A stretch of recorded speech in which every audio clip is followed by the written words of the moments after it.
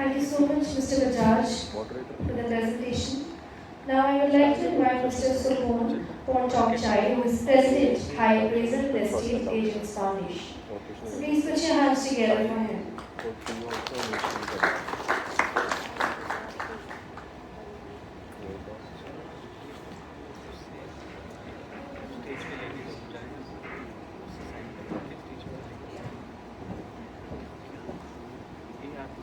Good morning.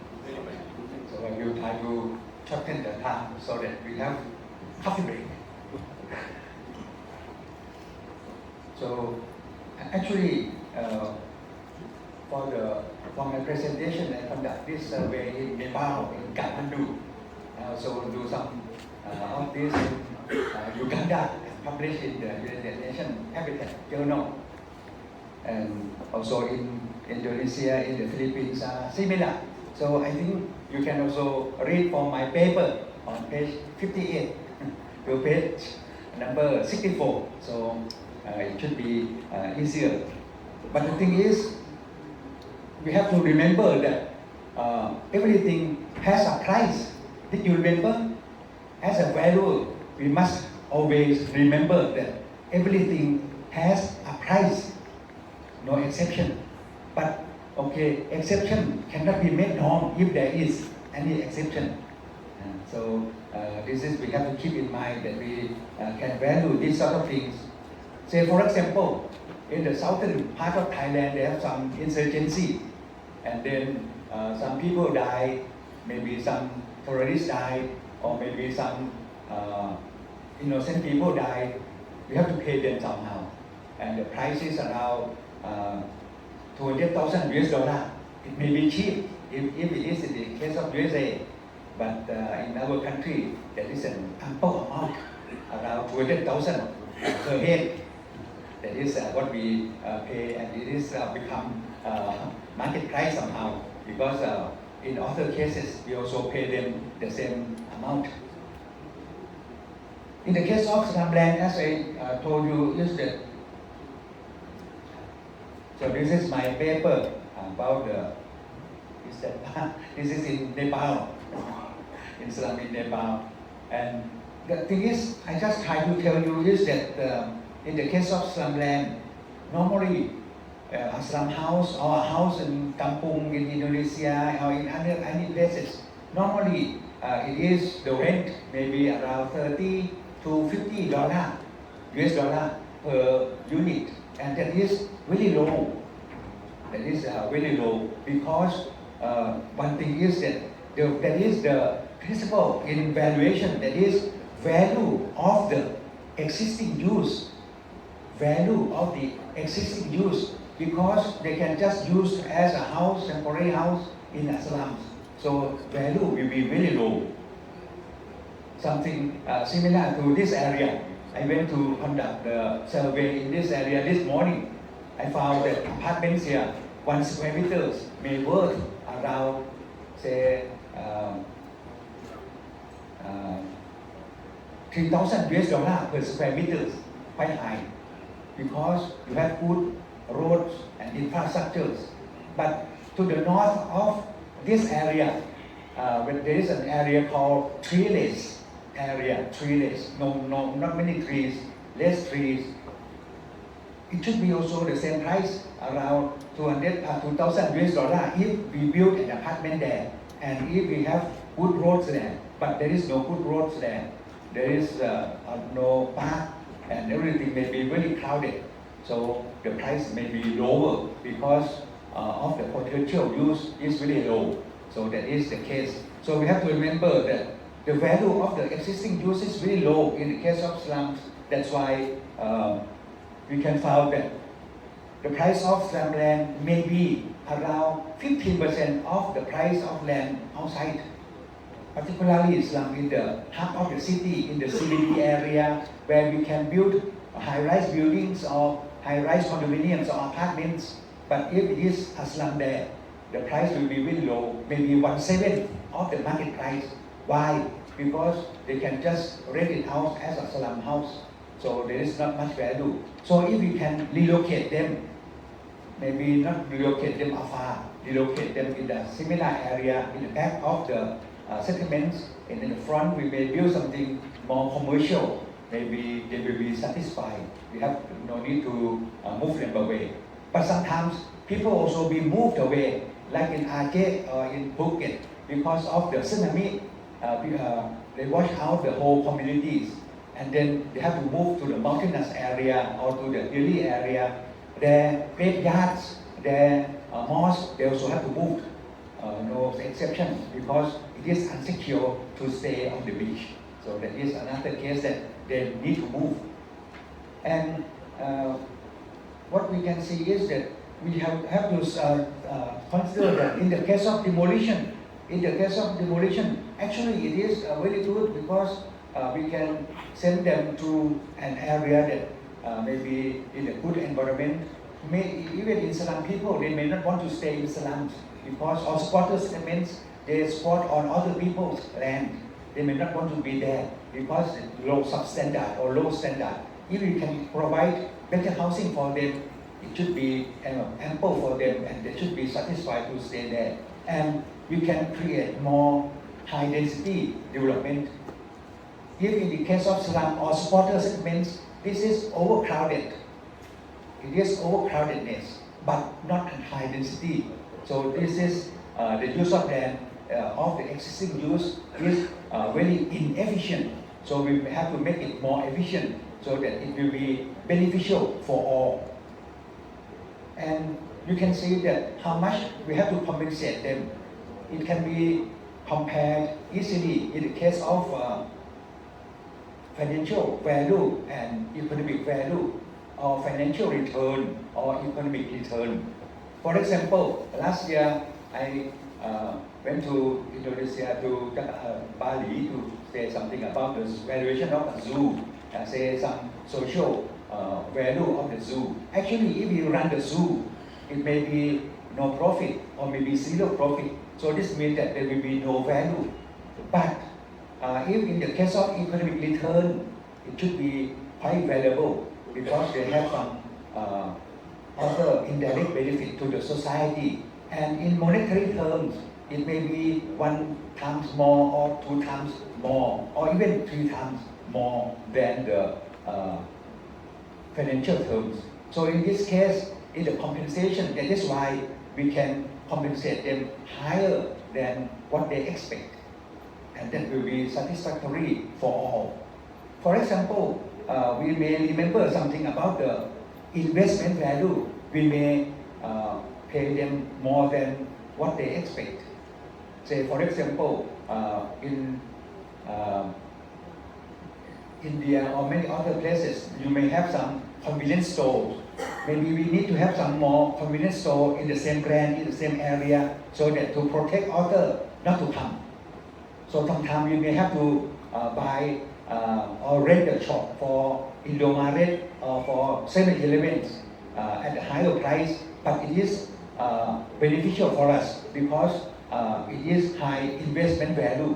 So this is something very basic valuation principle that we should not forget, and it should be still be used in the valuation of anything.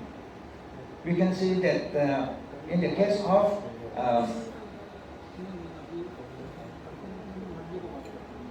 like Ms. Rekani said something very interesting in the case of Indonesia, in Rampang Island or something. There is a need to relocate them because the sand there is very good sand, so that we can use to produce glasses. That's why we need that sand. Or maybe below there may be oils in some other places, but in that area, because of the sand, so that's why we need to relocate them. And actually sometimes it may be very much emotional, like in the case of Rampung that Ms. Nekani says, there may be, we have to delineate, we have to differentiate these people. Some may be just a few tribe people that still stay on the mountain or in the hill. They may be nomadic, not in the particular area. Some may be fishermen who may be sporadic or maybe nomadic as well.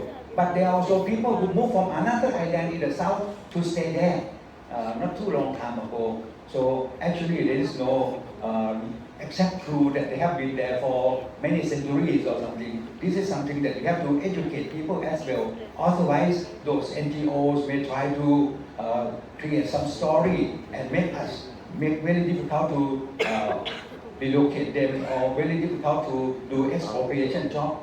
So that is something that we have to keep in mind. And we know that their lives as a fisherman, their lives as a hill tribes, or their lives as a migrants from other island may be very low life, very high, not high standard, not good education. Some of them may have to go to work in the capital city or any other good urban areas. So this means that if we can provide better housing for them, it should be good for them and should be good for all. This is something that we have to keep in mind as well. Otherwise, we may not be able to touch them. We think they may be something that untouchable or something. And another thing is that we also need to consider the case of the compensation. Like in the case of compensation in Thailand or even in the case of Indonesia that we just heard, they just compensate them, say around $75 per person per month. That should be really low. So if we compensate them more, say if they are fishermen, they may earn more than that. So if we can compensate them and let them not do their previous job for maybe 10 or 20 years or something, and we capitalize for the money for them, they should be happy because they have no need to do something. And they can also do any other job they like in the future. So this is something that we have to compensate for them. And as I said, something about the investment value, that if we can provide good school for them, we can provide good amenity for them and good asset for them, not for legal land ownership, but legal land ownership that they can sell it in the future as their own capital, and that will be good for the whole country. I think if we educate them and also talk with them peacefully, I think we can solve all these problems for relocation, or maybe in the case of resettlement for them in the future. So that is what I try to present. That is the last one. But before I just go, and that will be very short for me. But before I just go, I just wanted to say one thing that is about the ESG that yesterday we saw. Just let me spend a few minutes. I won't take too much time. One thing is, we know now today, we know something, the term ESG, economic, environmental, started environmental, social and governance. This is the new term. But formerly, 10 years or 15 years ago, we may heard CSR, corporate social responsibility. We may heard GRI, global reporting initiative, or good governance, SDG, many other terms. They may change term every 5 years or something. There may be someone behind the scene to try to create new vocabulary or new jargon for us, I guess. Yes. So in this case, or even global compact, UN global compact or something, they are similar. But the thing is, one thing we should realize is that big, dangerous and multinational firms, big, dangerous and multinational firms, and big environmental destructive firms, they like to stay in green buildings. They like to produce very beautiful ESG report. They can do that because they have some good consultants to provide or to write some good report, GRI report or something. They can do that, and they like to stay in green buildings because they can afford. They are really big firms. They can afford to do that. Why not?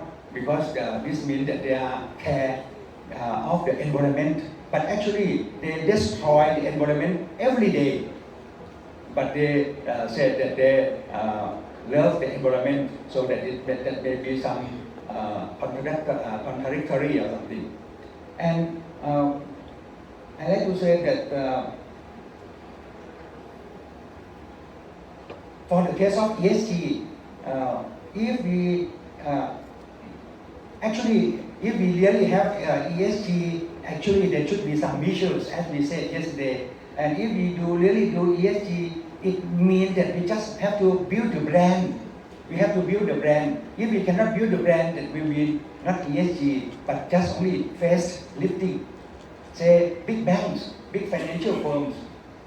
Big financial firms in many countries, including in Thailand, particularly in Thailand, because we have only 15 banks, or big department store in Thailand, in the Philippines, there may be only a few brands.